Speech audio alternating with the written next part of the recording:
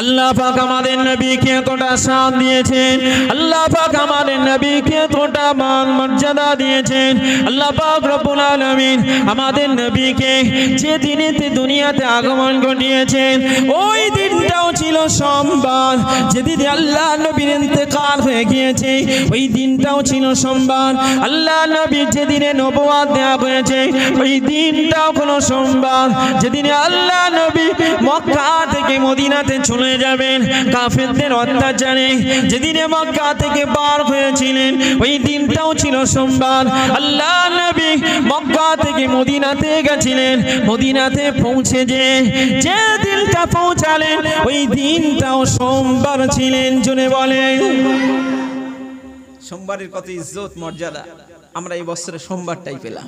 বলবেন না আলহামদুলিল্লাহ, আমরা সোমবার পেলাম। আল্লাহ নবীকে জিজ্ঞাসা করা হলো সুইলা রাসূলুল্লাহ সাল্লাল্লাহু আলাইহি ওয়াসাল্লাম আন সাওমিল ইসনাইন। আল্লাহ নবী প্রতি সোমবারে করে রোজা রাখতেন, আল্লাহ নবী প্রতি সোমবারে করে রোজা রাখতেন। আল্লাহ নবীকে জিজ্ঞেস করা হলো আন সাওমিল ইসনাইন ইয়া রাসূলুল্লাহ ইয়া হাবিবাল্লাহ, ওগো আল্লাহ নবী আপনি সোমবারে করে কেন রোজা রাখেন? আল্লাহ নবী জবাবে বলেছিলেন উলিদতু ইয়াওমান ওয়া উনসিলা ইলাইয়া। নবী বললেন আমি সোমবারে করে রোজা রাখি এই কারণে ওই দিনে আল্লাহ পাক আমাকে জন্ম দিয়ে পাঠিয়েছেন। জোরে বলে ওই দিনে আমার জন্ম হয়েছিল, তাই আমি প্রতি সোমবারে রোজা রাখি। আলহামদুলিল্লাহ আমরা এবছরে সোমবার দিনও পেয়েছি। আমরা এই দিনটা কাজে লাগিয়ে অনেকে রোজায় ছিলেন, এটা খুশি, এটা নবীর তাজিম, নবীর সম্মান। আরে নবীর সম্মান করবো না তো তোমার করবো? হ্যাঁ, কেউ বোকা পাড়ায় টাকা ভাঙায়, এখন কেউ বোকা পাড়ায় টাকা ভাঙায়। নবী কি আর তুমি কি? ওই জন্য নবীর জন্মদিন এটা পালন, নবী দিবস পালন, ঈদে মিলাদুন নবী। ঈদ মানে হলো খুলি, মিলাদ মানে হলো নবীর জন্ম। তো নবীর জন্মদিন এটা আমাদের জন্য খুশি এই কারণে। নবীর শান আর তোমার শান তো আলাদা। নবী কি আর তুমি কি? তুমি কি বলো? আল্লাহ পাক আমাদের নবীকে এতটা শান দিয়েছেন, এতটাই মর্যাদা দিয়েছেন, আপনি ভাবলেও অবাক হয়ে যাবেন। আল্লাহ নবী যখন আম্মা জান হযরতে আমিনা রাসূলুল্লাহর গর্ভে, রাসূলুল্লাহ যখন আম্মা জানের গর্ভে এসেছেন, আম্মা জান হযরতে আমিনা বর্ণনা করেন, হযরতে আমিনা বর্ণনা করেন বিন্দু পরিমাণ আমি বুঝতে পারলাম না। আমার গর্ভে যে সন্তান আছে আমি বুঝতে পারিনি। হঠাৎ করে কে যেন এসে আমাকে বলছে আমিনা তুমি সাবধান হও, তুমি খুব সৌভাগ্যবতী, কারণ তোমার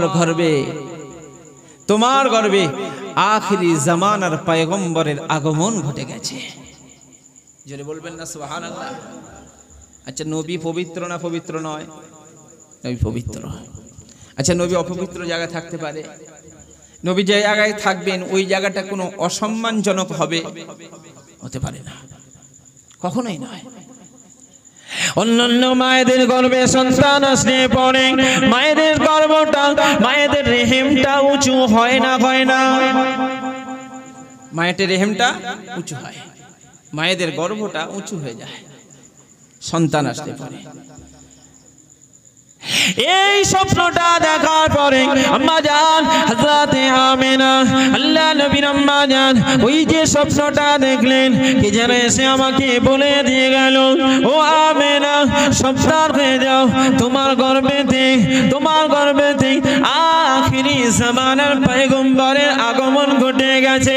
যার নামটা জমিনে আমি আল্লাহ পাক মুহাম্মদ দিয়ে দিয়েছি এবং আসমানে যার নামটা আহমদ দিয়ে দিয়েছি। আম্মা জান হযরতে আমিনা রাদিয়াল্লাহু আনহা, আম্মা জান হযরতে আমিনা আল্লাহ নবীর আম্মা জান যখন স্বপ্ন দেখলেন আর দেরি না করে নিজে সেই সময় তো গার্জিয়ান হারা হয়ে গিয়েছিলেন। কোন গার্জিয়ান ছিল? গার্জিয়ান বলতে একজন স্বামী হারা বিধবা মহিলা স্বামী না থাকলে যে কতটা কষ্ট হয়, নিজের আব্বা মা মরে গেলে অতটা কষ্ট হয় না। কেন বলেন তো? নিজের স্বামীর সঙ্গে একজন স্ত্রী ঝানা বলতে পারে, আব্বা মায়ের সঙ্গে তা বলতে পারে না। এটা তাদের বিরাট বড় কষ্ট। স্বামী নেই। রাসূলুল্লাহ 2 বছর আগে, এই জন্মের 2 মাস আগে রাসূলুল্লাহর আব্বাজান দুনিয়া থেকে বিদায় নিয়েছেন। এখন তিনি যে এতিম অবস্থাতে এখন উনি আব্দুল্লাহর সঙ্গে বললেন, তো নবী পাক সাল্লাল্লাহু আলাইহি ওয়াসাল্লাম উনি যে গর্ভে এসেছেন, সঙ্গে সঙ্গে তিনি চলে গেলেন শ্বশুরের কাছে বললেন। আর স্বামীর কাছে তখন বলেছেন বিষয়টা, স্বামী অতটা গুরুত্ব দেয়নি, কারণ মহিলাদের পেটে সন্তান আসলে পরে তখন গর্ভটা উঁচু হয়ে যায়, অতটা গুরুত্ব দেয়নি। 1 মাস হয়, 2 মাস হয়, এইভাবে মাস কি মাস পার হতে যায়। 8 মাসের সময় স্বামীকে হারিয়ে ফেললেন। স্বামীর সঙ্গে উনি তো বিন্দু পরিমাণ অনুভব করতে পারছেন না। গর্ভে সন্তান আছে না নেই? আছে, কিন্তু বুঝতে পারছেন না। কেন?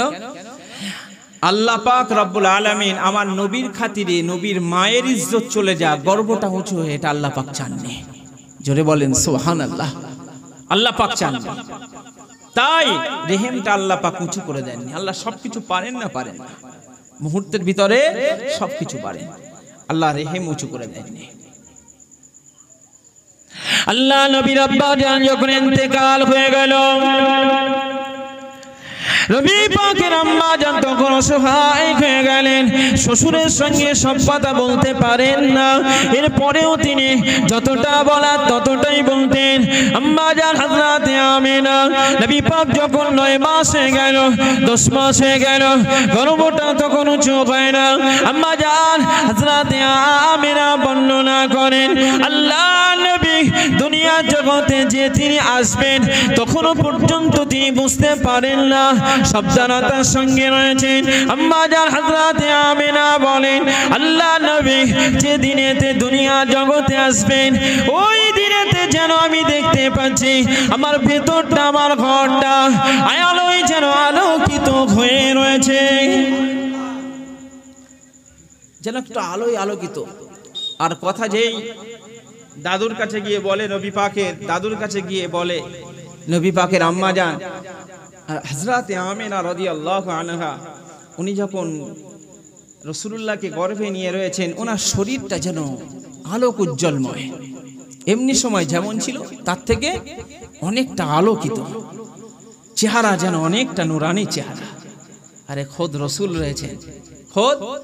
রয়েছেন, রাসূলুল্লাহ নুরানি, সেই নূরের ঝলক সিরিয়া পর্যন্ত যদি দেখা যেতে পারে, তাহলে আমেনার শরীরটা নুরানি হবে না?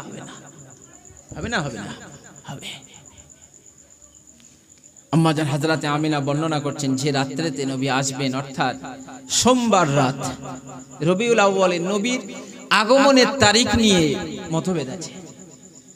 2 তারিখ, 8 তারিখ, 10 তারিখ, 12 তারিখ, কেউ বলেছেন 27, কেউ বলেছেন 29, কিন্তু সর্বসম্মতি মত হলো 12 তারিখ। সেদিন ছিল রবিউল আউয়ালের 12 তারিখ সোমবার, সুবহ সাদিকের সময়, অর্থাৎ ওই যে সুবহ সাদিকের সময় আম্মা জান হযরতে আমিনা বলেন, যখন আমার মুহাম্মদ যখন দুনিয়ার জগতে আসবেন, যেন আমি চতুর্দিক থেকে দেখতে পাচ্ছি যেন কারা যেন আমার ঘরটাকে ঘিরে ফেলেছে। জোরে বলবেন না? কারা যেন আমার ঘরটা ঘিরে ফেলেছে।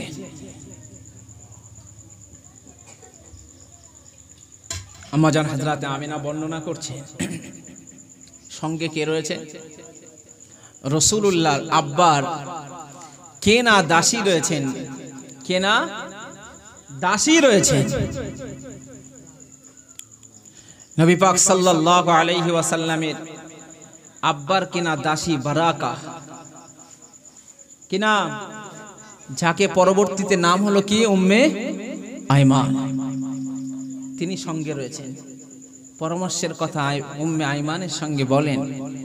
উম্মে আইমান বারবার বোঝান যে আপনার আজকে রাতটা আপনার যেন কেমন মনে হচ্ছে, কিন্তু আমরা তো কিছু বুঝতে পারছি না। আম্মা জান হযরতে আমিনা বলেন আল্লাহ নবী যখন দুনিয়াতে আগমন করছেন ওই সময় আমি দুঃখ করলাম, আমার বিন্দু পরিমাণ হুঁশ হারিয়ে, আমার বিন্দু পরিমাণ আমার জ্ঞান চলে যায় না।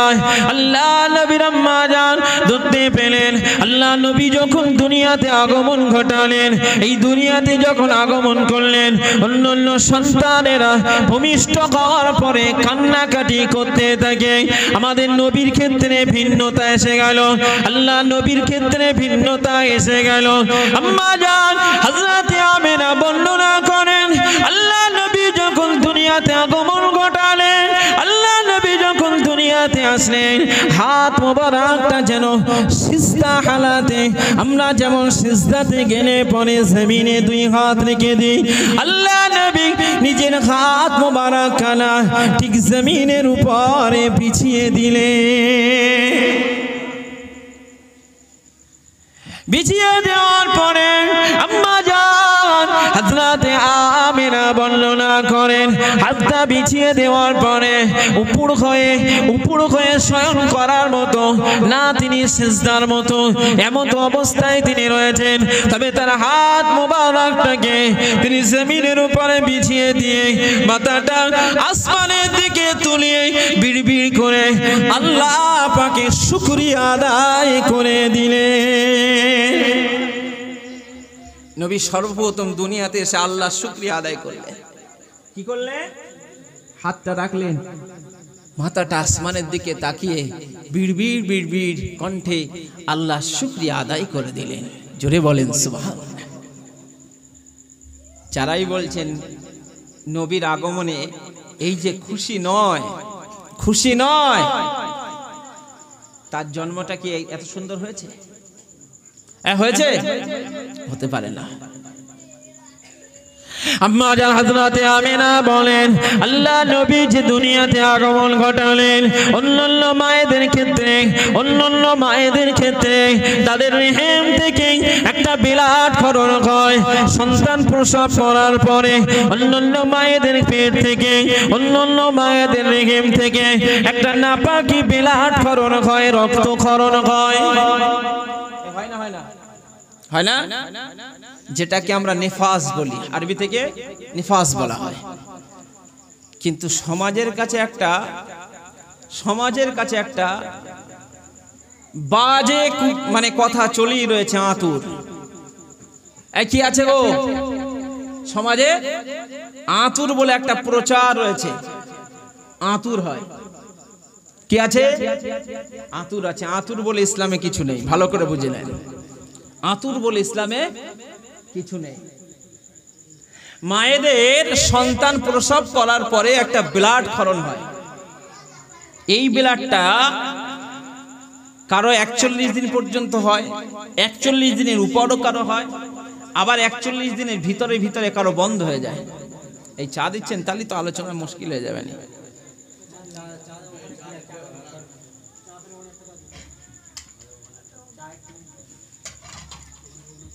কি বলছি? আমার দিকে তাকান, এটা গুরুত্বপূর্ণ মশলা বলছি। আমাদের সমাজে কি আছে? আতুর বলে প্রচলিত আছে। কি আছে? আতুর বলে প্রচলিত। আতুর বলে ইসলামে কিছু, ভালো করে শোনেন, আতুর বলে ইসলামে কিছু নেই। আছে কি? মায়েদের যে ওই ব্লাডটা ক্ষরণ হয়, ভালো করে শোনেন, মায়েদের যে ওই ব্লাডটা ক্ষরণ হয়, মায়েদের ওই ব্লাডটা যে ক্ষরণ হয়, ওই ব্লাডটা কারো 41 দিন পর্যন্ত, 41 দিনের উপরও হয়, কমও হয়। আমার কথা বোঝা যাচ্ছে কি বলছি? 41 দিনের উপর যদি হয় তাহলে মাসআলা কি? 41 দিনের উপর হলে ওই রক্তকে, ওই ব্লাডকে আর নেফাস বলা চলবে না, ওটাকে ইস্তেহাজা বলতে হবে, তথা রোগ বলতে হবে। অর্থাৎ মায়েরা বোনেরা 41 দিন যেই হবে তারপর থেকে মায়েরা বোনেরা যদি ব্লাড না বন্ধ হয় তাহলে গোসল সেরে নামাজের জন্য আলাদা কাপড় পাল্টিয়ে তারা নামাজ আদায় করবে, তারা কোরআন তেলাওয়াত করবে। তাদের আর কোনো কাজা নেই, তাদের আর কোনো ছাড় নেই। দ্বিতীয় আরেকটা হলো 3 দিনের কম যদি কোনো মায়ের ব্লাড বন্ধ হয়ে যায় তাহলে ওটাও ইস্তেহাজা।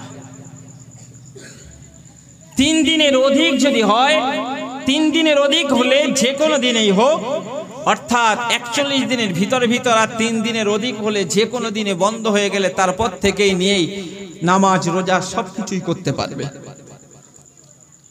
বলে না যে মায়েদের বোনেদের সন্তান হলে পরে ওদের বাড়ি যাস না, ওদের বাড়ি আতুর রয়েছে, গেলে পরে মাদুলি কেটে যাবে, এই বলে না মাদুলি কেটে যাবে, আরে গেলে এটা খারাপ হয়ে যাবে, ওটা খারাপ হয়ে যাবে, খবরদার যাস না, আমার যেন শুনছ না তোরা। জোরে বলেন নাউজুবিল্লাহ। সন্তান তো পবিত্র, সন্তানকে গোসল করে দেওয়া হয়ে গেল তো পবিত্র। হাদিস শরীফে নবী বলেছেন ইন্নাহু মিন রাইহানিল্লাহ, ইন্নাহু মিন রাইহানিল্লাহ, সন্তানেরা হলো আল্লাহর জান্নাতের সুগন্ধি। জোরে বলেন সুবহানাল্লাহ। আল্লাহ জান্নাতের সুগন্ধি নাপাক হতে পারে? জান্নাতের সুগন্ধি নাপাক হতে পারে? তার মানে মায়েরা বোনেরা যারা শুনছেন আর আপনারা যারা বাড়িতে গিয়ে খবরদার, যদি সন্তান হওয়ার পরে ওই 7 কামানে 21 কামানে কি কোথায় কামানে মামানে বলে না, হ্যাঁ ইসলামে বলো কিছু নেই, মাথা কোমর রাখবেন।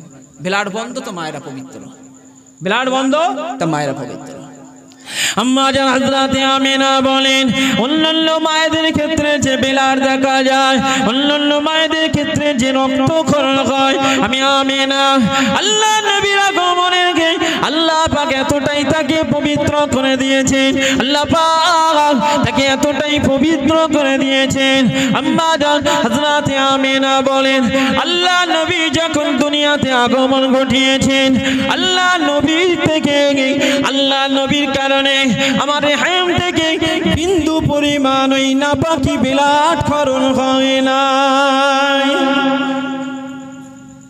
তাহলে নবী আমাদের মতো নবী, এই নবী আমাদের মতো, হ্যাঁ আমাদের মতো যদি হতো তাহলে নবী তো ব্লাড খরণ হতো, হতো না হতো না?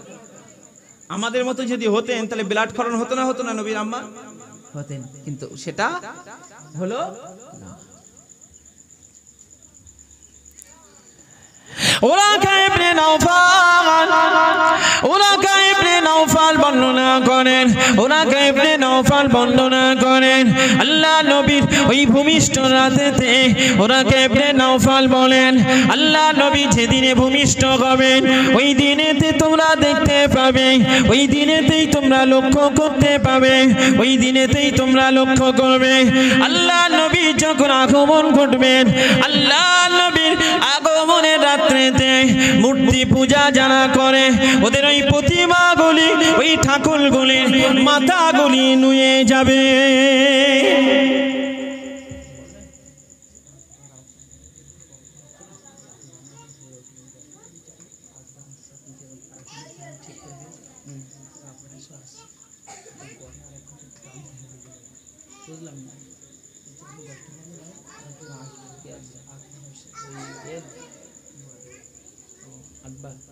আকবর আসছে, ঠিক আছে, অসুবিধা নেই, ঠিক আছে। দুরূদ শরীফ পড়েন আল্লাহুম্মা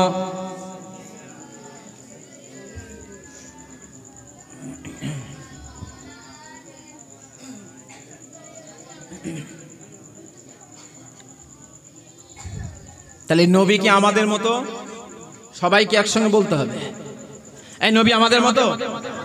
নবী আমাদের মতো নয়। আম্মা জান হযরত আমিনা বর্ণনা করেন আল্লাহ নবী যখন আগমন ঘটালেন, আল্লাহ নবী যখন দুনিয়াতে এলেন, আল্লাহ নবী দুনিয়াতে আসার সঙ্গে সঙ্গে আমি আমিনা আমার ঘরটা আলোয় আলোকিত হয়ে গিয়েছে। এই সবে সাদিক যে সময় অন্ধকার থাকে না, হ্যাঁ অন্ধকার থাকে না, আম্মা জান হযরত আমিনা বর্ণনা করেন, হযরত আমিনা বর্ণনা করছেন যে আমার ঘরটা আলোকিত হয়ে গিয়েছে। শুধু আমাদের ঘর নয় গো, শুধু আমাদের ঘর নয়, আমি আমিনা আমার ঘরটা নয়, আমি দেখতে পেলাম আল্লাহ নবী দুনিয়াতে আগমন করাতে আমি লক্ষ্য করলাম মক্কা থেকে সিরিয়ার বড় বড় মক্কা থেকে আল্লাহ নবীর নূর মুবারকের এতটাই জ্যোতি, আল্লাহ নবীর নূর মুবারকের এতটাই জ্যোতি। আম্মা জান হযরত আমিনা বলেন আল্লাহ নবীর নূর মুবারকের কারণে মক্কা থেকে সিরিয়ার বড় বড় ঘর বাড়িগুলি দেখতে পেয়েছে। নবীর এতটা জ্যোতি, নবীর নূরের এতটা তাজাল্লি, এতটা জ্যোতি, আম্মা জান হযরতে আমেনা বলেন, আমেনা বলেন আমি মক্কা থেকে নিয়ে সিরিয়ার ঘরবাড়িগুলো দেখতে পেয়েছি। জোরে বলবেন না? সিরিয়ার ঘরবাড়ি দেখতে পেয়েছেন। এখন আপনার প্রশ্ন, মক্কা থেকে সিরিয়া কত কিলোমিটার হতে পারে? এই মক্কা থেকে সিরিয়া কত কিলোমিটার জানেন? হ্যাঁ, 1900 অধিক কত কিলোমিটার আজকে আমি দেখছিলাম, গুগল সার্চ করে দেখবেন। আরে 1900 কত কিলোমিটার চিন্তা করতে পারেন? 1900 উপর। তার মানে যদি 4 চাকায় যান মিনিমাম 23 ঘন্টা লাগবে। কত ঘন্টা? 23 ঘন্টা লাগবে। নবীর নূরের তাজাল্লি, নূরের বরকত, নূরের এতটাই ফোয়ারা, যেটা আমেনা বলছেন আমি মক্কা থেকে আমার ওই কুঁড়ে ঘর থেকে আমি সেই সিরিয়ার বড় বড় অট্টালিকাগুলো দেখতে পেয়েছি। এই জোরেশ্বর বলে, তাই নবী আমাদের মতো আম্মা জান হযরতে আমিনা বর্ণনা করেন আল্লাহ নবী ওই আগমনের দিনে, ওই আগমনের রাত্রিতে আমি দেখতে পাচ্ছি আসমানের তারকাগুলি আর তারা আসমানে নাই, আর আসমানের তারকাগুলি তারা আসমানে নাই। আসমান থেকে তারা নেমে এসেছে, আসমান থেকে তারা নেমে এসে নিচে দিয়ে আল্লাহ নবীকে অভিবাদন জানাতে লেগেছে, আল্লাহ নবীকে স্বাগতম জানাতে আসমান থেকে নেমে এসে আসমানের তারকাগুলি আমার নবীকে অভিবাদন দিয়ে দুলতে লেগেছে। নবীর আগমনে আসমানের তারকার আসমানে নেই, ওরা আসমান থেকে নেমে এসে দোলা খেতে লেগেছে, নবীর আগমনে আনন্দ প্রকাশ করছে। আম্মা জান আমেনা বলেন আমি বারাকাকে বললাম, বারাকা আসমানের তারকাগুলি জমিনের সঙ্গে ঠেকে যাবে না তো? এতটা কাছাকাছি হয়েছে। কি হলো? এতটা কাছাকাছি হয়েছে যে জমিনের সঙ্গে লেগে যাওয়ার উপক্রম হয়ে গেল। জোরে বলেন সুবহানাল্লাহ। মূর্তি পূজার ঘাড়গুলি সব নেমে গেছে নবীর আগমনের সময়। কার আগমনের সময়? নবীর আগমনের সময়। ওরাকা ইবনে নাওফাল, যায়েদ ইবনে আমর, উসমান ইবনে হাওয়াইরিস, এদের সম্মিলিত, এরা সেই সময়ের বড় বড় লিডার ছিলেন। সেই সময় এদের স্পেশাল মূর্তি ছিল। প্রতিদিন সেই মূর্তির কাছে যেতেন, প্রতি রাত্রে এই মূর্তির কাছে গিয়ে তাদের মনের খায়েশ তামান্নার কথা বলতেন। ওরাকা ইবনে নাওফাল, যায়েদ ইবনে আমর, উবাইদুল্লাহ এবং উসমান ইবনে হাওয়াইরিস, এরা গিয়ে প্রতিদিন ওদের সেই প্রতিমাগুলির সঙ্গে সাক্ষাৎ করে তারা কি করত? ওই জায়গায় দুঃখের কষ্টের কথা বলতো। আমার নবী যেদিনে আগমন ঘটিয়েছেন, ওরা প্রতি রাত্রে যেমন যায় ওই রাত্রেও তারা তাদের প্রতিমার ঘরে ঢুকেছে। গিয়ে দেখছেন প্রতিমার মাথাগুলো সব ভেঙে পড়ে রয়েছে, প্রতিমার মাথাগুলো সব ভেঙে পড়ে রয়েছে। ওরা দেখে অবাক হয়ে গেল, কি ব্যাপার, ঠাকুরের মাথাগুলো সব ভেঙে গেল কেন, মাথা নুয়ে গেল কেন?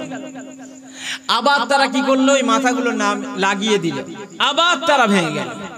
এইরকম করে একাধিকবার করার পরে উসমান ইবনে হাওয়াইরিস বলছেন, ওরাকা আমার মনে হয় আজকের রাতটা অন্য কোনো কারণ হতে পারে। আমাদের এই যে মূর্তির মাথাগুলো আমরা যে স্থাপন করে দিচ্ছি বারবার আর নুয়ে যাচ্ছে, আজকের রাতটা খুব গুরুত্বপূর্ণ হতে পারে। আজকের রাতটা কি হতে পারে?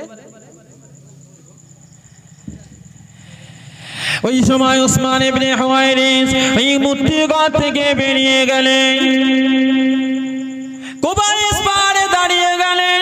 কুবাইস পাহাড়ে দাঁড়িয়ে গিয়ে দেখছেন এই রাতটা কি কারণ হতে পারে, আজকের রাতটা গুরুত্বপূর্ণ হতে পারে। ওই সময় উসমান ইবনে হাওয়াইরিসের কানের ভিতরে আওয়াজ এসে গেল, আজকের রাত্রিতে আখিরি জামানার পয়গম্বরের আবির্ভাব ঘটে গিয়েছে। আজকে তো সেই রাত, গুরুত্বপূর্ণ রাত। আজকে সেই গুরুত্বপূর্ণ রাত, আমাদের জন্ম আর আমাদের নবীর জন্ম। দেখতে পাচ্ছেন যারা বলছে বেদাত বেদাত করে তাদের মুখের গাঁজা তুলে ফেলছেন, ফেনা তুলে ফেলছেন, তাদের জন্ম আর আমাদের নবীর জন্ম আলাদা না? এক সম্পূর্ণ আলাদা না? সম্পূর্ণটাই আলাদা। কোথায় দেখা যায়? আমরা পড়ে থাকলে অন্ধকারে তো কেউ তোলার লোক হয় না। তোলার লোক হয়? কেউ তোলার লোক হবে না। তাহলে আমাদের নবী পাক সাল্লাল্লাহু আলাইহি ওয়াসাল্লামের আগমনের খাতিরে মূর্তির মাথাগুলো সব নুয়ে গিয়েছে। আম্মাজান হযরতে আমিনা বর্ণনা করেন 1000 বছর ধরে জ্বালানো, 1000 বছর ধরে জ্বালানো আগুন জ্বালানো। যারা অগ্নি উপাসক ছিলেন তাদের 1000 বছর ধরে আগুন জ্বালিয়ে রেখেছিলেন, মাজুসি যাদের বলা হয়।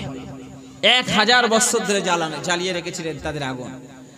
দিল্লি যারা যান বেড়াতে, আজমির শরীফ যারা যান, দিল্লির রাজঘাটে দেখবেন মহাত্মা গান্ধীর যে জায়গায় সমাধিস্থল, ওই জায়গাতে এখনো আগুন জ্বালানো আছে, এখনো টুপটিপ করে আগুন জ্বলছে, জ্বালিয়ে রেখেছে কারেন্টের মাধ্যম দিয়ে। তো মাজুসিরা তাদের আগুন পূজা করত, তারা তাদের আগুনটা 1000 বছর ধরে জ্বালিয়ে রেখেছিলেন। নবীর আগমনের ওই রাত্রে মুহূর্তের ভিতরে ওদের সেই 1000 বছর ধরে জ্বালানো আগুন নিভে গিয়েছিলেন। যদি হবে না সুবহানাল্লাহ? তাহলে নবী আলাদা না? এক আলাদা। তাহলে আজকের দিনে আমরা যারা করছি, যারাই বলছেন খ্রিস্টানদের সঙ্গে নবীর সঙ্গে খ্রিস্টানদের এই কথাটা তুলনা করলেন কি করে? হযরত আব্দুল্লাহ ইবনে আব্বাস আল্লাহ নবীকে জিজ্ঞাসা করলেন, ইয়া রাসূলুল্লাহ, ইয়া হাবিবাল্লাহ, ওগো আল্লাহ নবী, আপনার কাছে আমাদের জানতে বড় ইচ্ছা করে, আপনি যেদিনে দুনিয়াতে আগমন ঘটিয়েছিলেন ওই রাত্রিতে আমরা আপনার কাছে শুনেছি, ওই রাত্রিতে আসমানের তারকাগুলি আপনাকে অভিবাদন জানানোর জন্য আসমান থেকে নেমে আসার কারণটা কি? ইয়া রাসূলুল্লাহ, ইয়া হাবিবাল্লাহ, ওগো আল্লাহ নবী, আপনার আগমনের কারণে সিরিয়ার বড় বড় অট্টালিকাগুলো দেখতে পাওয়ার কারণটা কি? ইয়া রাসূলুল্লাহ, ইয়া হাবিবাল্লাহ, ওগো আল্লাহ নবী, ঠাকুরের খাড়গুলি নুয়ে যাওয়ার কারণটা কি? ইয়া রাসূলুল্লাহ, ইয়া হাবিবাল্লাহ, 1000 বছর ধরে অগ্নি উপাসকদের আগুন জ্বালানোটা মুহূর্তের ভিতরে নিভে যাওয়ার কারণটা কি? নবীকে জিজ্ঞেস করলেন। নবী একটা উত্তর দিয়ে বলেছিলেন, আসমানের যে তারকাগুলো এসেছিল আমাকে স্বাগতম জানানোর জন্য। আর এই যে সিরিয়ার অট্টালিকাগুলো আমার নূরে দেখা গিয়েছিল, ওই সিরিয়ার অট্টালিকা যেগুলি দেখা গিয়েছে, এর থেকে আল্লাহ পাক জানিয়ে দিয়েছেন গোটা পৃথিবীর বুকে ইসলামটা ছড়িয়ে যাবে। গিয়েছে না যায়নি? হ্যাঁ, গিয়েছে না যায়নি? গিয়েছে। 1000 বছর ধরে জ্বালানো আগুন নিভে যাওয়ার কারণটা হলো আমি মুহাম্মদ সাল্লাল্লাহু আলাইহি ওয়াসাল্লাম, আল্লাহ পাক আমার মাধ্যম দিয়ে ওদের কবর হয়ে যাবে। হয়েছে না হয়নি? শেষ হয়েছে না হয়নি? হয়েছে। তবে পরবর্তীতে এগুলো আবার জন্মেছে। ওদের হুঁশিয়ারি, ঠাকুরের মাথাগুলো নেমে যাওয়ার কারণ হলো আমার দ্বারাই ওদের সব শেষ হবে। হয়েছে না হয়েছে না? সেই সময় ওদের সব রাসূলুল্লাহর কাছে হেরেছিল না হারেনি? সবকিছু হয়েছিল। তাহলে আমাদের নবীর ক্ষেত্রে সম্পূর্ণটাই আলাদা। আজকে নবীকে নিয়ে আমরা এক করে দিয়ে, আমাদের সাধারণ মতো তৈরি করে দিয়ে, আমরা নবী পাক সাল্লাল্লাহু আলাইহি ওয়াসাল্লামের ব্যাপারে একটা বারের জন্য আমরা ভাবি নাই যে নবী কি আর আমরা কি, আমরা কেন কথাটা বলছি। আল্লাহ নবী যখন আগমন ঘটালেন, আল্লাহ নবী যখন দুনিয়াতে আসলেন, ওই সময়ে শাম দেশে একজন ইহুদি ছিলেন, ইহুদির একজন পণ্ডিত মানুষ ছিলেন। ওই পণ্ডিত মানুষটা মক্কাতে এসে বললেন, ও মক্কাবাসীরা, চিৎকার দিয়ে বলতে লাগলেন, ও মক্কাবাসীরা, তোমরা বেরিয়ে পড়ো, তোমরা বেরিয়ে পড়ো। আজকে রাতেতে কার ঘরেতে সন্তান জন্ম হয়েছে, কার ঘরেতে সন্তান ভূমিষ্ঠ হয়েছে, আমাকে খবর দাও। চিৎকার দিয়ে বলছে। কি করে? চিৎকার দিয়ে বলছে। মক্কার সকলেই ঘর থেকে বেরিয়ে বলছেন, কি ব্যাপার, আপনি এত চেঁচামেচি করছেন কেন? বললে, এই কারণে চেঁচামেচি করছি, তোমরা খবর নাও, দেখবে আজকের রাত্রেতে একটা শিশুর জন্ম হয়েছে, তোমরা খবর নাও। যার দুই কাঁধের মাঝখানে একটা চিহ্ন আছে, সেই চিহ্নের উপরে পশম রয়েছে। জোরে বলেন সুবহানাল্লাহ। মক্কাবাসীরা তো অবাক হয়ে গেল। মক্কাবাসীরা অবাক হওয়ারই কথা। ইহুদির মুখে কথাটা কি বলে?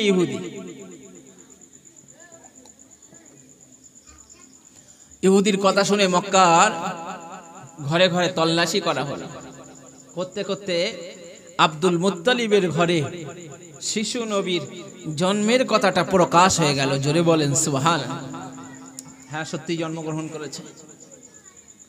মক্কার লোকেরা দেখলো সেই ইহুদির কথা, তার দুই কাঁধের মাঝখানে একটা চিহ্ন থাকবে, যার উপরে পশম থাকবে, নবীকে তাই পাওয়া গেছে। জোরে বলবেন না? ইহুদির কাছে খবর দেয়া হলো। ইহুদি বলল, আমাকে দেখানো যাবে? বলল, হ্যাঁ চলে। আল্লাহ নবীকে দেখতে এলেন, আম্মা হযরতে আমিনার ঘরে প্রবেশ করলেন, আল্লাহ নবীকে কোলে নিলেন। নবীকে কোলে নেওয়ার সঙ্গে সঙ্গে পিঠ মুবারকের দিকে তাকালেন। আল্লাহ নবী দুই স্কন্ধের মাঝখানে তথা দুই কাঁধের মাঝখানে নবুয়তের যে চিহ্ন দেখা গেছে, ওই সময় চিৎকার দিয়ে বলতে থাকে, ওই ইহুদি পণ্ডিতটা চিৎকার দিয়ে বলতে থাকে, ওয়াল্লাহি খারাজাতিন নবুওয়া মিন বানি ইসরাঈল, ওয়াল্লাহি খারাজাতিন নবুওয়া মিন বানি ইসরাঈল, ওয়াল্লাহি খারাজাতিন নবুওয়া মিন বানি ইসরাঈল। আল্লাহ শপথ দিয়ে বলছি, আল্লাহ শপথ দিয়ে বলছি, বনি ইসরাঈলের নবীদের দরওয়াজা আল্লাহ এই সন্তানের মাধ্যমে বন্ধ করে দিয়েছে। আর বনি ইসরাঈলের নবী হবে না, আল্লাহ পাক বন্ধ করে দিয়েছেন। খারাজাতিন নবুওয়া মিন বানি ইসরাঈল, খারাজাতিন নবুওয়া মিন বানি ইসরাঈল। বনি ইসরাঈলের দরওয়াজাকে আল্লাহ বন্ধ করে দিলেন নবুয়তের এই বাচ্চার মাধ্যম দিয়ে। জোরে বলেন সুবহানাল্লাহ। নবীকে আল্লাহ পাক রব্বুল আলামিন কোন চোখে দেখেছে, আর আমরা কোন চোখে দেখছি? ফামিনহুম মান হাদাল্লাহ ওয়া মিনহুম মান হাক্কাত আলাইহি দালালা। যারা নবীদের কথা শুনবে তারা হেদায়েত পাবে, আর নবীদের কথা যারা শুনবে না, ওমিনহুম মান হাক্কাত আলাইহি দালালা, এক শ্রেণীর মানুষ তারা নবীদের কথা না শোনার কারণে তারা কি হবে? গোমরাহী অবস্থাতেই থেকে যাবে। নবী দিবস পালনের উদ্দেশ্য কি? নবী দিবসের পালনের উদ্দেশ্য, আমরা তো তাদের মতো খ্রিস্টানদের মতো মোমবাতি জ্বালাইনি। এই খ্রিস্টানরা যদি ঈসা আলাইহিস সালামের জন্মদিবস পালন করেই থাকলো, আমি মেনে নিলাম, তারা কেক কাটে, তারা কি করে? মোমবাতি জ্বালায়। আমরা কি তাই করি? একটু কথা বলেন, আমরা কি তাই করি? আমরা তো তাই করি না। আমরা আনন্দ প্রকাশ করি দোয়ার মাধ্যম দিয়ে, আমরা আনন্দ প্রকাশ করি নবীর সিরাতের মাধ্যম দিয়ে, আমরা আনন্দ প্রকাশ করি নবী পাক সাল্লাল্লাহু আলাইহি ওয়াসাল্লামের সূরাত তথা দেখতে কেমন তার ভিতর দিয়ে। কেবল নবীর দোয়া নেওয়ার আশায় আমরা এই কাজ করে থাকি, আর আমাদেরকে কি করছে?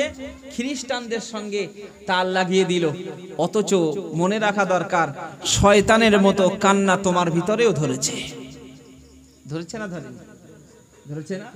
কত কষ্ট করে ইসলাম এলো, কত কষ্ট করে নবী পাক সাল্লাল্লাহু আলাইহি ওয়াসাল্লাম পাঠিয়ে দিল, আর আজকে সেটাকে মানতেও পারছি না। আর মানার যারা চেষ্টা করছে, এই যে মজলিসে বসছেন, এর মাধ্যম দিয়ে আল্লাহ তো হেদায়েত দিতে পারে না? পারে না?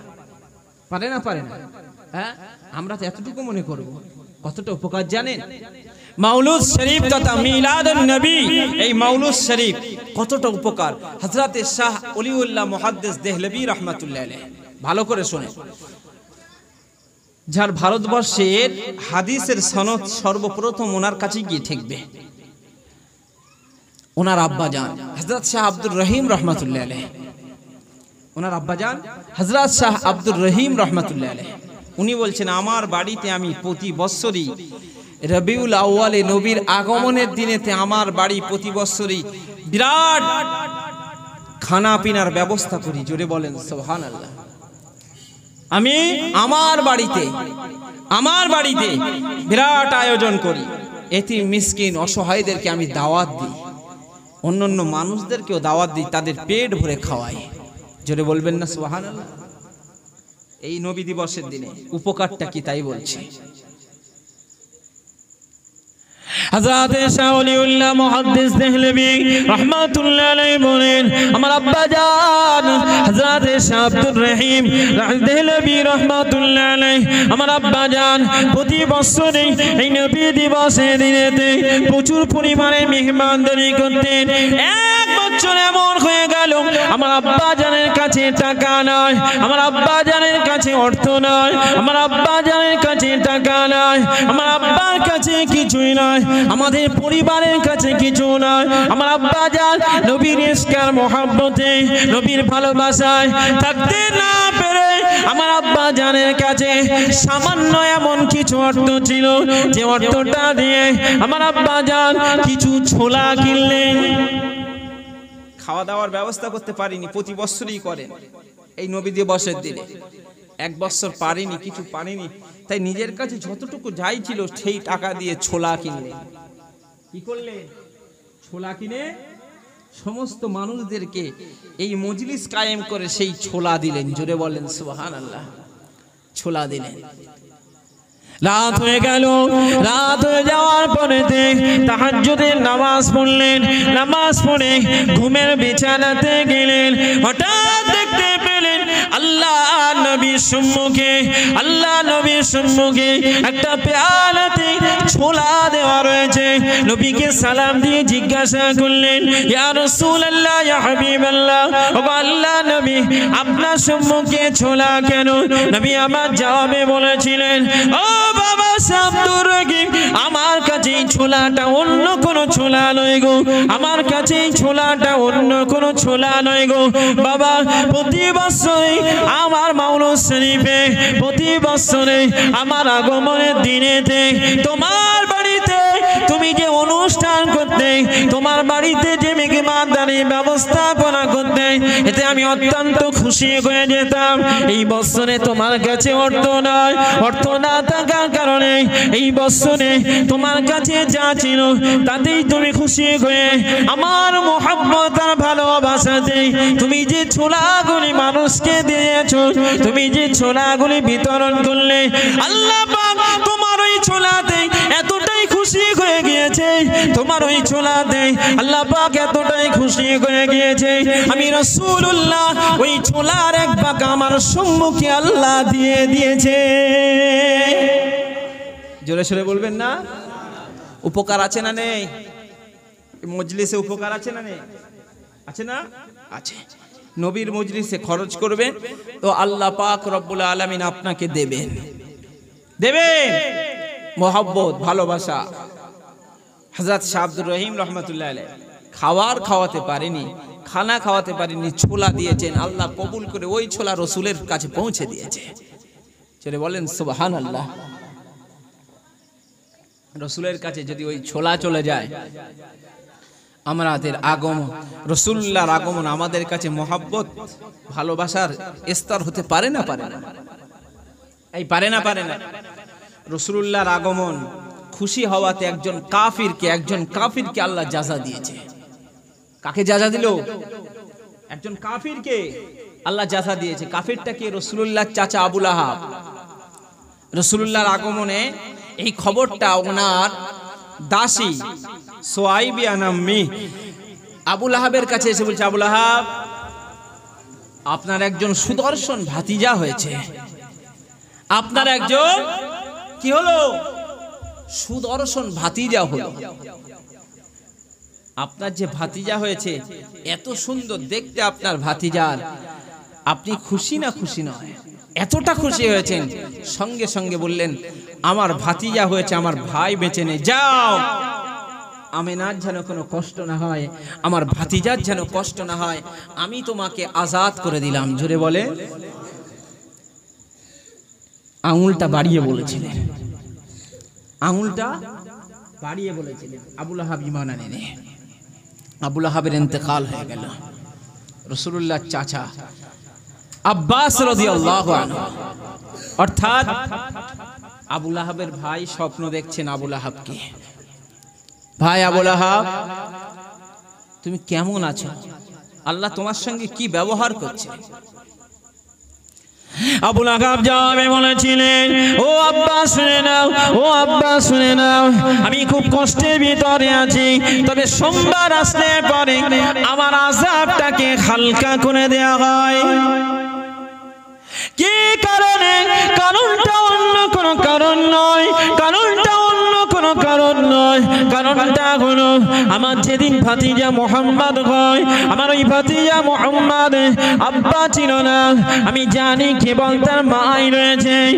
এই না দিকে তাকিয়ে আমি খুশি করে আমার দাসীটাকে আমি আজাদ করে দিয়ে আগুনের ইশারা করে বলেছিলাম, ও সোয়াইবিয়া আর দেরি করো না, ও সোয়াইবিয়া আর দেরি করো না, চলে যাও চলে যাও, আমার ভাতিজার কাছে চলে যাও, আমার ভাতিজার মায়ের কাছে চলে যাও।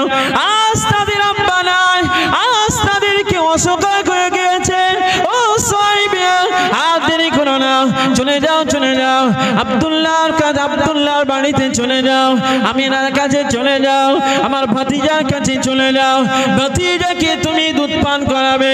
আমি যে আঙুলটা ইশারা করে এই সোয়াইবিয়া নাম্মীকে যে আজাদ করে দিয়েছিলাম, এই সোমবার আসতে পারে ওই আঙুল দিয়ে আমাকে একটু জান্নাতের পানি পান করার সৌভাগ্য হয়। আযাবকেও হালকা করা হয়, আর যে আঙুলটা ইশারা করেছিলাম ওই আঙুল দিয়ে আমি একটু পানি পান করতে পারি। আবুল আহাব কাফির না কাফির নয়? কাফির না?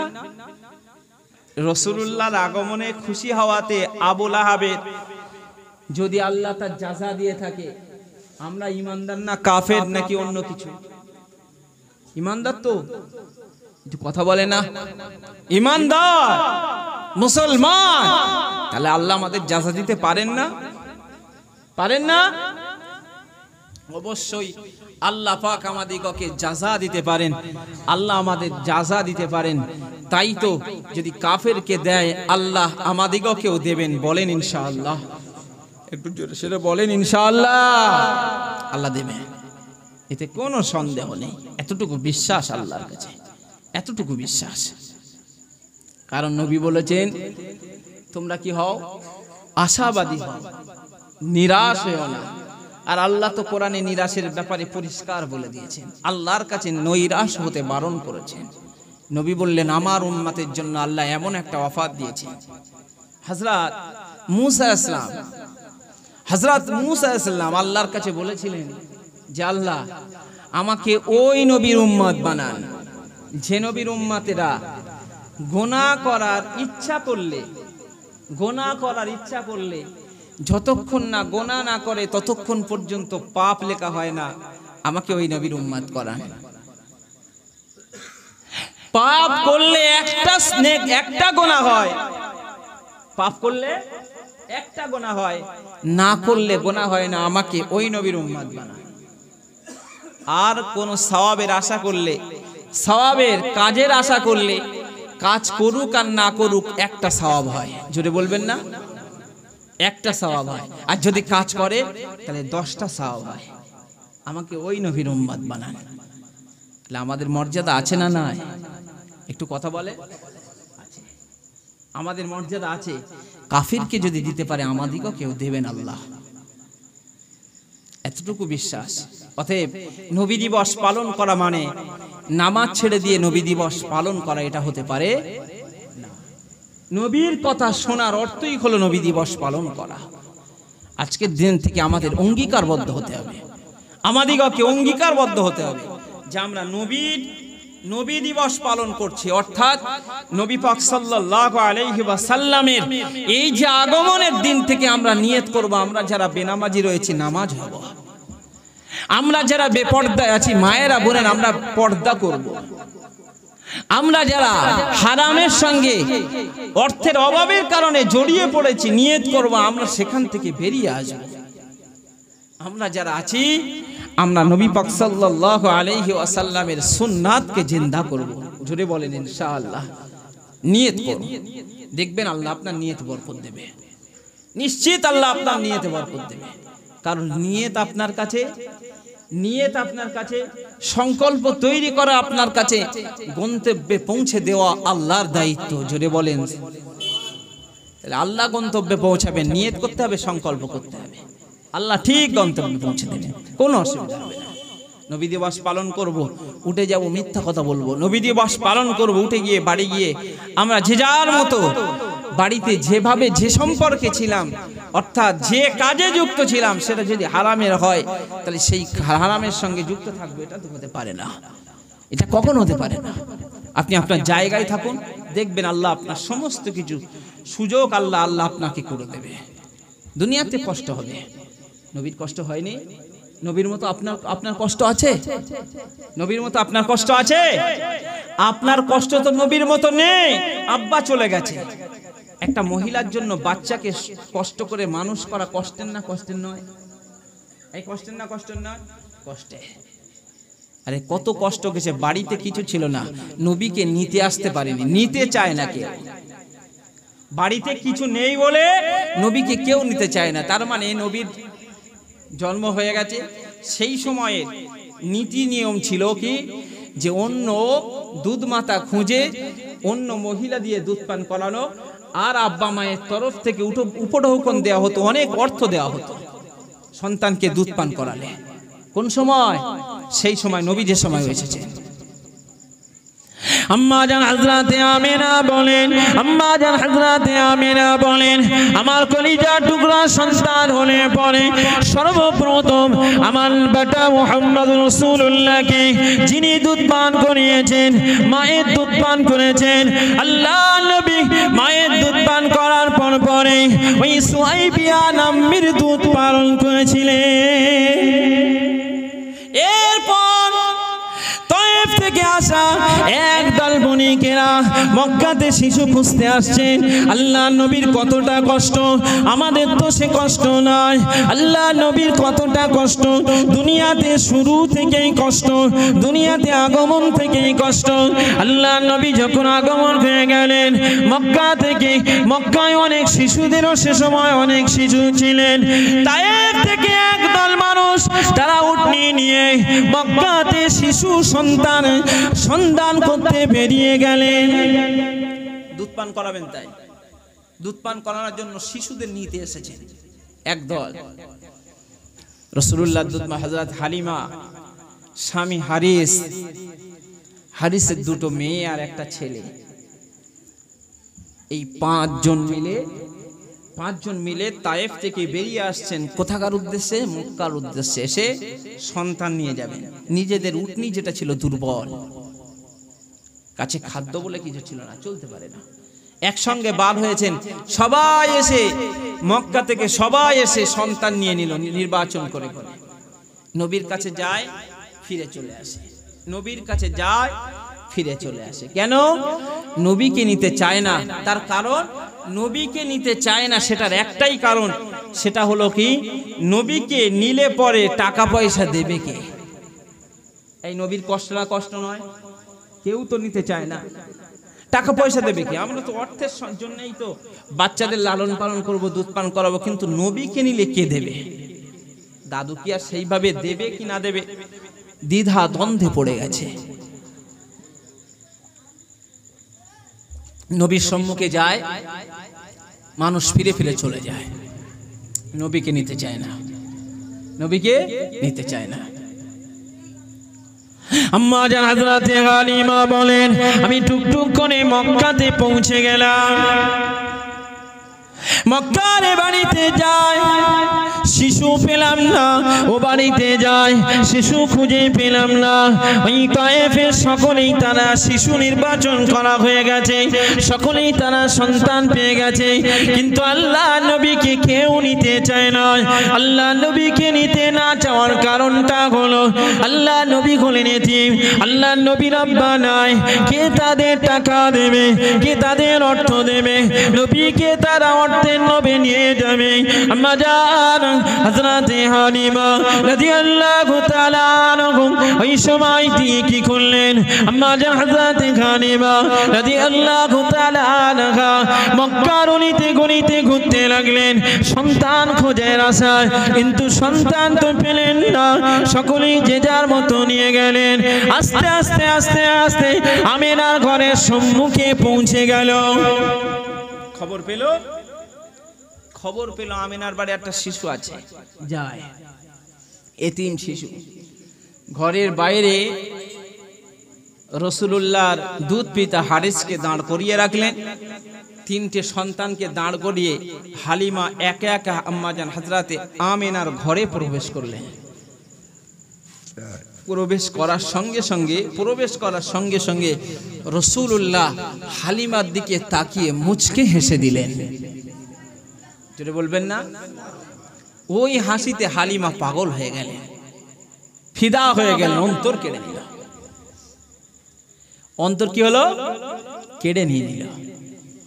রাসূলুল্লাহর হাসিটা ওনার এত ভালো লেগেছে, এত ভালো লেগেছে। আর ওই নুরানি চেহারা মোবারক, আরে আমরা দেখার জন্য কত কাঁদি, কাঁদি না দেখার জন্য?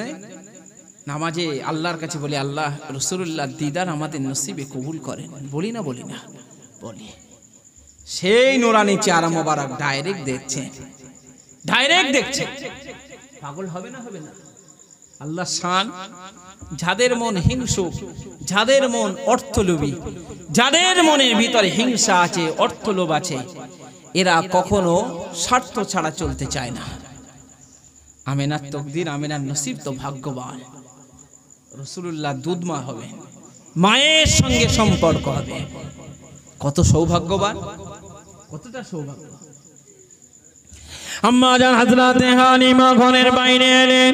ঘরের বাইরে এসে স্বামীকে বললেন, ও আমার জীবন সঙ্গী, আপনি বলেন তো দেখি, সন্তান একটা মিলে গিয়েছে।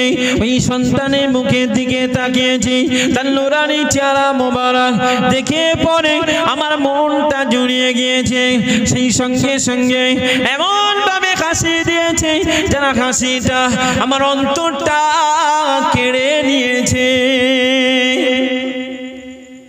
ও আমার স্বামী, আপনাকে বলছি, আমি আর দ্বিতীয় কোনো জায়গায় যেতে পারবো না, আমি আর দ্বিতীয় অন্য কোনো জায়গায় যেতে পারবো না। আপনি আমাকে নিয়ে এই সন্তানটা নিয়ে চলেন। ওই সময় হারিস বলতে লাগলেন, ও আমার জীবন সঙ্গিনী হালিমা, এই যে সন্তানটা তুমি নেবে, এই সন্তানটা তুমি নেবে, কিন্তু না, এই সন্তানের তো আব্বা নাই। কে আপনাকে উপঢৌকন দেবে, কে আপনাকে অর্থ দেবে? আম্মা জান হযরতে হালিমা ওই সময় স্বামীর দিকে তাকিয়ে বললেন, ও আমার জীবন সঙ্গিনী, অর্থের আমার প্রয়োজন নাই, অর্থের আমার দরকার নাই, টাকার আমার দরকার নাই। আল্লাহ যদি দয়া করেন, আল্লাহ যদি মায়া করেন, এই সন্তানের দ্বারাই আল্লাহ পাক আমাদিগকে অনেক কিছু দিয়ে দিতে পারেন। যদি না দেন তা কোনো দিকে তাকিয়ে দেবেন না। শুধু তাই নয়, আপনিও চলেন ঘরের ভিতরে, ওই সন্তানটাকে আপনি একটা নজরে দেখেন, আপনার মনটাও কেড়ে নেবে, আপনার মনটাও কেড়ে নেবে। হাদিসের হাতটা ধরলেন, হাদিসের হাতটা ধরে আম্মা জান হযরতে আমিনার ওই কুঁড়ে ঘরের ভিতরে প্রবেশ করালেন। আল্লাহ নবী ওই সময় হারিসের দিকে তাকিয়ে, ওই সময় হারিসের দিকে তাকিয়ে আল্লাহ নবী মুচকে মুচকে ঘেঁষে দিলেন। হারিসের ওই হাসিটা হারিসের মনটা কেড়ে নিয়েছে। তুমি তো ঠিক বললে, চলো ওই সন্তানটা নিয়ে যায়। সন্তানটাকে নিয়েছে, উটের পিঠে তুললো, উট শক্তিশালী হয়ে গেছে। জোরে বলবেন না?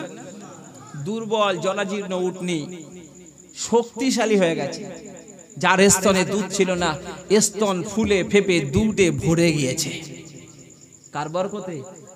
নবী পাকের বরকতে। আমরা বরকতের ভিখারি, পরিষ্কার কথা, আমরা বরকতের ভিখারি। নবীর গোলাম হয়ে যদি নবী পাকের ওসিলায় আল্লাহ পাক আমাদের বরকত দেয়, এই দিতে পারেন না? পারেন না? হ্যাঁ, সতেজ অবস্থাতে উট ছেড়ে দিলেন।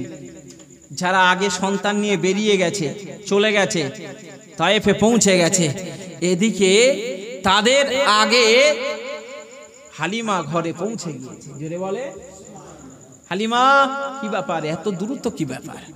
তোমার উটনি তো দুর্বল ছিল। বললেন আমি জানি না, তবে সন্তান নেওয়ার পর থেকে আমাদের এই উন্নতি হয়ে গেছে। জোরে বলে প্রয়োজন আছে না? না আছে না? না নবী পাক আমাদের মতো মনে হচ্ছে? আল্লাহ নবীর মোট 4 বার সিনা চাক হয়েছিল। কতবার? 4 বার। কতবার? 4 বার। একবার আল্লাহ নবী সাল্লাল্লাহু আলাইহি ওয়াসাল্লাম যখন শিশু সুলভ অবস্থায় ছোট ছিলেন, যখন তিনি ছোট ছিলেন, খেলাধুলার প্রবণতা মনের ভিতরে যখন তৈরি হচ্ছে, তখন ছিলেন একদম ছোট। তখন ছিলেন কার ঘরে? আম্মাজান হযরত হালিমার ঘরে। আরে বাচ্চারা যখন 2 বছর হয়, 3 বছর হয়, তখন তাদের ভিতরে আস্তে আস্তে খেলাধুলার প্রবণতা আসে না? না আসে না? আসে। উনি যখন দুধ বোন সাইমার সঙ্গে দুধ ভাইকে নিয়ে ছাগল চড়াতে গেলেন, ছাগল দেখতে গেলেন, সাইমা নবীকে কোলে করে নিয়ে চলে গেলেন, এক জায়গাতে বসালেন। বসানোর পরপরই দেখলেন, বসানোর পরপরই পিছন দিকে তাকিয়ে দেখলেন সেই দুধ ভাই মোহাম্মদকে কারাজ কে যেন পেটটা বুকটা ফেড়ে ফেলেছে, ফেড়ে ফেড়ে সমস্ত নাড়ি ভুড়ি বার করে ফেলেছে। সমস্ত নাড়ি ভুড়ি বার করে কিসে ফেলে যেন ধুচ্ছে। জান্নাতি পানি দিয়ে আল্লাহ পাক রব্বুল আলামিন নবীজির ভিতরের সমস্ত ওই খেলাধুলার প্রবণতাটাকে নবীকে ওই ছোটবেলাতেই তুলে দিয়েছিলেন। জোরে বলেন সুবহানাল্লাহ। নবী পাক সাল্লাল্লাহু আলাইহি ওয়াসাল্লামের এই যে খেলাধুলার প্রবণতা উঠে গেছিল, আমাদের উঠে গেছে কি? হ্যাঁ, নবী আমাদের মতো যৌবনকালে আমাদের ঘরের বাচ্চারা যখন যৌবনে পদার্পণ করে, তাদের ব্রেনে আর কাজ করে না, অনেক দুষ্টুমি করে। করে না? করে না? অনেক দুষ্টুমি করে। নবী পাক সাল্লাল্লাহু আলাইহি ওয়াসাল্লামকে আল্লাহ পাক ওই যৌবনের সময়ে, যৌবনকালেতে যৌবনের যে অতিরিক্ত চাহিদাটা আল্লাহ পাক রাসূলুল্লাহর ওই সিনা চাকের মাধ্যম দিয়ে বার করে ফেলে দিয়েছিলেন। নবী আমাদের মতো? নবী আমাদের মতো? আল্লাহ পাক রব্বুল আলামিন আমাদের নবীকে তার যৌন ক্ষমতার এতটা চাহিদা দিয়েছিল, জান্নাতি হুরের 100টা জান্নাতি হুর আমাদের নবী পাকের কাছে হেরে যেতেন। জোরে বলেন সুবহানাল্লাহ। এই রকম একটা ক্ষমতা দিয়েছিলেন, পুরুষত্ব ক্ষমতা আমাদের নবীর ছিল। আজকে সেই নবীর জান্নাতি হুর 100-র উপরে শক্তি। অর্থাৎ মনে রাখতে হবে, দুনিয়াতে নবীর যে এতটা বিয়ে, যারা নাস্তিক প্রশ্ন করে মুহাম্মদ সাল্লাল্লাহু আলাইহি ওয়াসাল্লাম যৌনকামী ছিলেন, তাহলে রাসূলুল্লাহ জানার 100 হুরের পুরুষত্ব দেওয়া হয়েছিল, দুনিয়াতে মাত্র 11টা। এই 11টাই কি নবীর পোশাতো বলে মনে হয়? জোরে বলেন নাউজুবিল্লাহ। আল্লাহ নবী সাল্লাল্লাহু আলাইহি ওয়াসাল্লাম অধিক বিবাহ করার কারণ হলো নবী পাক সাল্লাল্লাহু আলাইহি ওয়াসাল্লামের উম্মতের সংখ্যা বাড়ানো, সেই সময়ে সাপোর্ট দেওয়ার লোকের কারণে, অন্য কোনো কারণে ছিল না। কারণ একটাই মাত্র কুমারী মেয়ে বিবাহ করেছিলেন। যদি সবটাই করতেন তাহলে নবীর উপরে দাগ লাগানো হয়। নবীর যৌবনের যে পুরুষত্বের অতিরিক্ত চাপ, সেটাকে আল্লাহ তুলে নিয়েছিলেন। তৃতীয়বারে নবী পাক সাল্লাল্লাহু আলাইহি ওয়াসাল্লামের উপরে যখন ওহী নাজিল হয়েছিলেন, নবুয়ত দেওয়া হয়েছিল, সেই ওহী নাজিল কালে নবীকে বলা হলো ইকরা, তুমি পড়ো। নবী পড়ছিলেন, সেই সিনা চাক করেছিলেন ওহী নাজিল হওয়ার সময়। 3 বার হলো। নবী পাক সাল্লাল্লাহু আলাইহি ওয়াসাল্লামকে যখন মেরাজে নিয়ে গেছিলেন, আল্লাহ পাকের সঙ্গে সাক্ষাৎ হওয়ার, এই মেয়েরাজের ঘটনা যাতে না ভুলে যায়, নবীকে মেয়েরাজের ওই রাতেতে আল্লাহ পাক সিনাচাক করিয়ে স্মৃতিশক্তি মেধাটাকে আরো ভিতরে ঢুকিয়ে দিয়েছিলেন। নবী আমাদের মতো বলতে পারবে? কেউ বলতে পারবে? হ্যাঁ, কেউ বলতে পারবে না। আল্লাহ নবীর কষ্ট আমাদের মতো কষ্ট নয়। ও সমাজের মুসলমানগণেরা, আল্লাহ নবীর কষ্টটা আমাদের মতো কষ্ট নয়। নবী ছিলেন এতিম অবস্থাতে দুনিয়াতে এসেছে। আল্লাহ নবী আস্তে আস্তে বড় হতে লেগেছে। আম্মা জান হযরতে হালিমা নবীকে বাড়িতে দিয়ে গেলেন, আমিনার কাছে দিয়ে গেলেন। আম্মা জান হযরতে আমিনা আল্লাহ নবীকে নিয়ে লালন পালন করতে লাগলেন। আল্লাহ নবীকে নিয়ে আস্তে আস্তে মানুষ করতে লাগলেন। দেখতে পাওয়া যায় 6 বছর যখন বয়স হয়, আল্লাহ নবী অত্যাধিক ভাবে নিজের ভিতরে অনেক আশা আকাঙ্ক্ষা বেড়ে গেল। আব্বাকে দেখার কথা মনে পড়ছে বেশি বেশি, আব্বাকে দেখার কথা বেশি বেশি মনে পড়ে। আল্লাহ নবীকে আব্বাকে দেখার কথাই যে বেশি বেশি মনে পড়তে লেগেছে। এই পরিস্থিতিটা এমন হয়ে গিয়েছে, আল্লাহ নবীকে এমন পরিস্থিতি হয়ে গেল গো। এই নবীর এই পরিস্থিতিটা কি হলো? আম্মা জান হযরতে আমিনা নিজের মায়ের কাছে আব্বার ব্যাপারে বারবার জিজ্ঞাসা করতে লাগে, ও আমার আম্মা জান, আমার আব্বা কোথায় বলো না দেখি। অন্যান্য বাচ্চাদের আব্বা আছে, কত আশা নিয়ে তারা আব্বাকে ডাকে গো, কত আশা নিয়ে তারা আব্বাকে ডাকে গো। কিন্তু না না, আমি তো আব্বাকে দেখতে পাই না, আমার আব্বার ব্যাপারে একটু আমাকে দেখান, আমার আব্বা কোথায় রয়েছে একটু নিয়ে চলেন। শ্বশুরের সঙ্গে পরামর্শ করে রাসূলুল্লাহর আব্বাস ইবাদি, রাসূলুল্লাহর আব্বাস ইদাসি ওই বারাকাত তথা উম্মে আইমানকে নিয়ে নবী পাকের দাদু জান আল্লাহ নবীর আব্বার মাজার দেখতে যাওয়ার অনুমতি দিয়েছিলেন। দুর্ভাগ্য বিষয়, আল্লাহ নবী মাকে ওই সময় হারিয়ে ফেলেছিলেন। কষ্ট নবীর মতো আমাদের আছে? আছে? ছোটবেলা থেকেই কিছু নেই নেই অবস্থায় কেটেই চলেছে, নেই নেই অবস্থায় কেটেই চলেছে। আজকে আমাদের অর্থ হলো, সম্পদ হলো, টাকা হলো, আজকে নবীর প্রতি মহব্বত আস্তে আস্তে কমে গেল। এই গেল না গেল না, একটু বলেন, এই গেল না গেল না, গেল। আস্তে আস্তে আমাদের কমে গেল, আর এই ঝামেলার দ্বন্দ্ব বেড়েই চলেছে। আগে এত শুনতেন নবী দিবস করা হারাম, এসব শুনতেন? আগে শুনতেন? বয়স্ক মানুষ যারা রয়েছেন এত শুনতেন? কোথাও শুনতে পেতেন না। এখন শুনতে পাচ্ছেন কেন? এখন শুনতে পাচ্ছেন কেন? দ্বন্দ্ব শুরু হয়ে গেছে। নবীর মহব্বত আর ভালোবাসা আস্তে আস্তে মানুষের থেকে উঠে চলে যাচ্ছে, যাচ্ছে না যাচ্ছে? আল্লাহ আমাদের তৌফিক দেন, বলেন আল্লাহুম্মা আমিন। জোরে বলেন আল্লাহুম্মা আমিন। দরুদ আল্লাহ।